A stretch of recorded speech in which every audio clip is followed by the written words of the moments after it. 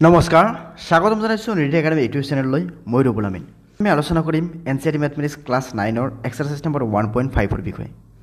এইটো ভিডিঅ'ত গোটেইখিনি আলোচনা কৰা হৈছে আপোনালোকে হেকলৈকে নিশ্চয় চাই থাকিব আৰু কমেন্ট কৰি জনাব নাপাহৰিব ভিডিঅ'টো কেনে পালে ওকে এতিয়া চাওক তলৰ সংখ্যাবোৰ পৰিমেয় আৰু অপৰিমেয় হিচাপে শ্ৰেণীভুক্ত কৰিব লাগে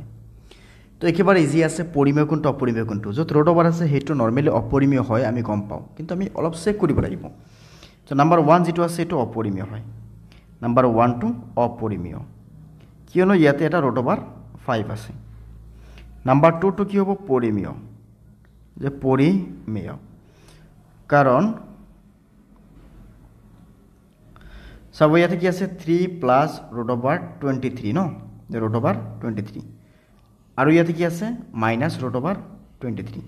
সো এটোক আমি এনেকৈ লিখিব পাৰি যে 3 plus root over 23 minus root over 23 so eto cancel kori yata thaibo kiman 3 gotike eto ki hobe eta porimeyo hoy jabo number 3 ki ase eto root cancel kori ami ki pam 2/7 tetiale eto ki hobe eta porimeyo next number 4 ki ase 1/root over 2 eto tetiale root over ase eto ki hobo অপরিমেয় pi ase pi thakile ki hobo অপরিমেয় pi thakile ki hobo অপরিমেয় হই গল এতিয়া চাও আমি next আছে question number কিমান question number 2 তলৰ প্ৰতিটো ৰাখি হৰল কৰা মানে আমি ইয়াতে মান উলিয়াব লাগিব ক্যালকুলেশন কৰিব লাগিব সিম্পলিফাই কৰিব লাগিব সো ফাৰ্স্টত কি আছে 3 plus root over 3 2 plus root over 2 তেতিয়াহ'লে ইয়াতে গোটেই কেইটা ডিফাৰেন্ট আছে আমি এটা কি ইয়াতে আমি পূৰণ কৰিব লাগিব তেতিয়াহ'লে আমি ইয়াতে ডাইৰেক্ট লিখিম এনেকে যে 3 আৰু 2 আমি এনেকে লিখিব লাগিব যে 3 লগত আমাৰ ইয়াতে মাল্টিপল কৰিব লাগিব কিমান এতে কিমান আছে 2 প্লাস ৰুট ওভাৰ 2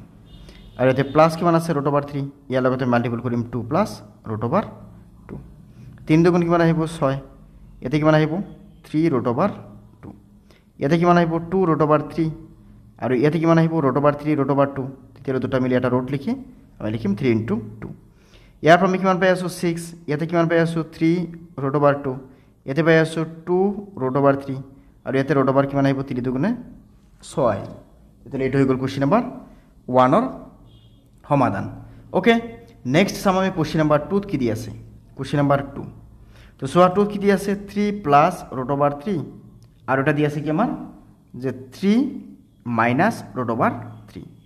তেতিয়াহলে 3 প্লাস ৰুট ওভাৰ 3 আৰু 3 মাইনাস ৰুট ওভাৰ 3 এই দুটাক আমি কেনেকৈ লিখিম ইয়াতে 3 আমি এনেকৈ লিখিব পাৰি এটা ফৰ্মুলা আছিল আমাৰ এনেকুৱা এটা ফৰ্মুলা আমাৰ এনেকুৱা আছিল যে a minus b whole into যদি a প্লাস b থাকে তেতিয়াহ'লে আমি কি লিখিব পাৰি a square minus b square তেতিয়াহ'লে আমি ইয়াৰ পৰা লিখিব পাৰিম যে 3 square minus root over 3 square তেতিয়াহ'লে ইয়াৰ পৰা আমি লিখিব পাৰিম 9 স্কয়াৰত কেনসেল কৰিলে কিমান আহিব 3 তেতিয়াহ'লে ইয়াৰ পৰা আমি কিমান পাম 6 পাম ওকে এটা আছিল আমাৰ কোশ্চেন নাম্বাৰ কিমান আছিল এটো কোশ্চেন নাম্বাৰ আমাৰ 2 ৰ সমাধান তো নেক্সট সাম আমি কোশ্চেন নাম্বাৰ 3 কি আছে কোশ্চেন নাম্বাৰ 3 কি কোৱা আছে root over 5 plus root over 2 root over 5 plus root over 2 root over 5 plus root over 2 ৰ ওপৰত কি আছে হোল স্কয়াৰ আছে হোল স্কয়াৰ থাকিলে আমি কি লিখিম হোল স্কয়াৰ থাকিলে আমি কেনেকৈ লিখিম হোল স্কয়াৰ থাকিলে আমি স্কয়াৰ হিচাপে ভাঙিব লাগিব তো স্কয়াৰ মানে কেনেকুৱা আছিল এনেকুৱা যে a plus b whole square ফৰ্মুলাটো কি আছিল যে a square plus twice ab plus b square তেতিয়াহ'লে আমি ইয়াৰ পৰা কি লিখিম a ঠাইত আছে কিমান ৰুট ওভাৰ 5 b ঠাইত কিমান আছে ৰুট ওভাৰ 2 তেতিয়াহ'লে ৰুট ওভাৰ 5 ক আমি কি কৰিম এটা স্কয়াৰ লিখিম প্লাস 2 ইনটু ab a ঠাইত কিমান আছে ৰুট ওভাৰ 5 b ঠাইত কিমান আছে ৰুট ওভাৰ 2 প্লাস কি আছে b ঠাইত কি আছে root over 2 so root over 2 square তো ইয়াৰ পৰা স্কয়াৰ ৰুট কেনসেল কৰি আমি কিমান পাম 5 ইয়াতে 2 থাকিব এতে দুটা মিলি এটা ৰুট লিখিম আৰু ইয়াতে কিমান আহিব 5 ইনটু 2 আৰু ইয়াতে স্কয়াৰ ৰুট কেনসেল কৰিলে কিমান থাকিব 2 থাকিব এতিয়া 5 প্লাস 2 কিমান আহিব 7 এতিয়া ইয়াতে কিমান থাকিব 2 ৰুট ওভাৰ ইয়াতে 5 টু যা কিমান আহিব 10 তেতিয়াহ'লে আমি কিমান পালো ইয়াতে 7 প্লাস 2 ৰুট 10 পালো 7 প্লাস 2 ৰুট 10 7 প্লাস 2 ৰুট 10 আহিল তো এতিয়া নেক্সট আমি চাম কোশ্চেন নাম্বাৰ কিমান আছে আমাৰ কোশ্চেন নাম্বাৰ 2 ৰ 4 নাম্বাৰ তো সোৱা 4 নাম্বাৰ কি কৈছে নাম্বাৰ 4 কি কৈছে যে 5 minus root over 2 5 plus root over 2 যে root over 5 minus root over 2 whole into root over 5 plus root over 2 তেতিয়াহ'লে ইয়াৰ পৰা আমি ৰুট ওভাৰ 5 ক আমি কি কৰিব লাগিব স্কয়াৰ লিখিব লাগিব মাইনাস ৰুট ওভাৰ 2 স্কয়াৰ লিখিব লাগিব কিয়নো এটো ফৰ্মুলা কি আছিল এ মাইনাছ বি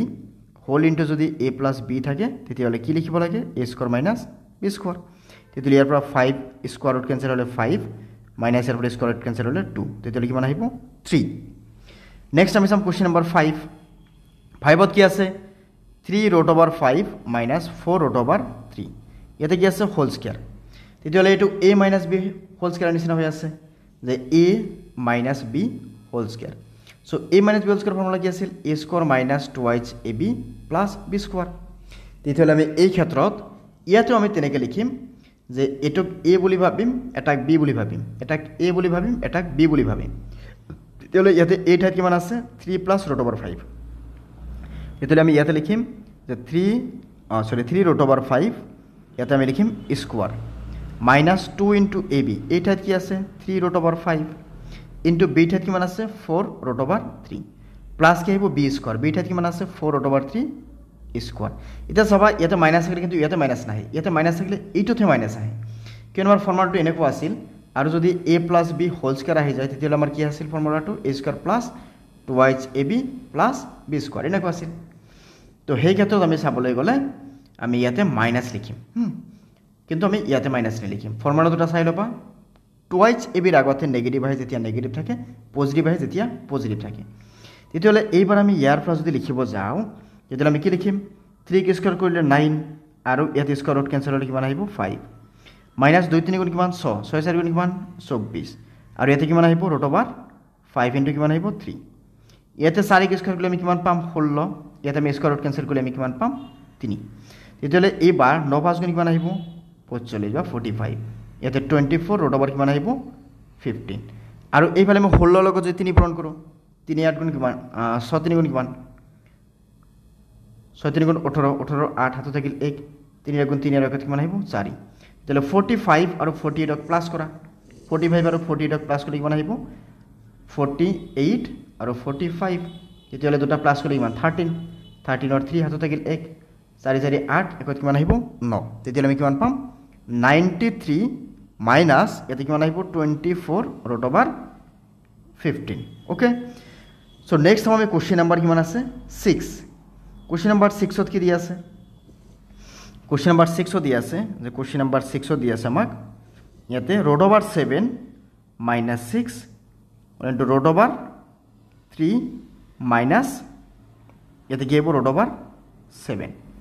চ' ইয়াতে চোৱা ইয়াতে আমি চাবলৈ গ'লে root over 7 root over 6 root over 3 এইটো বেলেগ বেলেগ দিয়া আছে চ' যদি আমাৰ প্ৰব্লেম হয় আমি ডাইৰেক্ট এনেকৈ কাম কৰিব পাৰিম এইটোক যে ৰুট অভাৰ 7 ইয়াৰ লগত আমি প্ৰথমে এই গোটেইখিনি মানে ৰুট অভাৰ 3 যে ৰুট অভাৰ 3 যে root over 3 minus root over 7 এই দুটাক পূৰণ কৰিম আৰু ইয়াতে কি আছে মাইনাছ 6 আৰু ইয়াতে কি আছে root over 3 minus root over 7 আহিল তেতিয়াহ'লে এই দুটাক আমি মাল্টিপুল কৰিলে দুটা মিলি এটা ৰুট আহিব আৰু 7 3 গুণ কিমান আহিব 21 মাইনাছ ৰুট অভাৰ 7 আমি মাল্টিপুল কৰিলে কিমান পাম 7 পাম অ'কে নাইবা আমি এইটো এনেকৈ লিখিব পাৰিম যে 7 7 গুণ কিমান আহিব 49 আৰু ইয়াতে কিমান আহিব 6 root over 3 minus into minus কৰিলে কিমান আহিব প্লাছ 6 ৰুট অভাৰ কিমান আহিব 7 ইয়াৰ পৰা আমি ৰুট অভাৰ 21 পালোঁ root over 21 root over 49 root over 3 root কিমান আছে ইয়াতে 6 ৰুট 3 আছে তো এইটো কেনেকৈ লিখি দিয়া ৰুট অভাৰ ইয়াতে কিমান আহিব 21 লিখি দিয়া এইটোক আমি কিমান লিখিব পাৰি 7 এইটোক আমি কিমান লিখিম 6 ৰুট অভাৰ 3 আৰু এইটোক কিমান লিখিম আমি 6 ৰুট অভাৰ 7 অ'কে চ' এইখিনি আছিল আমাৰ কুৱেশ্যন নম্বৰ 6ৰ সমাধান এতিয়া চাম আমি কুৱেশ্যন নম্বৰ 7ত কি কৈছে সৰি কুৱেশ্যন নম্বৰ 7ত দি আছে 2 plus root over 6 4 plus root over 6 2 plus root over 6 4 plus root over 6 question number 7ত দি আছে যে 2 plus root over 6 whole into 4 plus root over 6 এটা বস্তু চোৱা ইয়াতে আমি এইটোক এনেকৈ লিখিব পাৰিম যে root over 6 plus 2 whole into root over 6 plus 4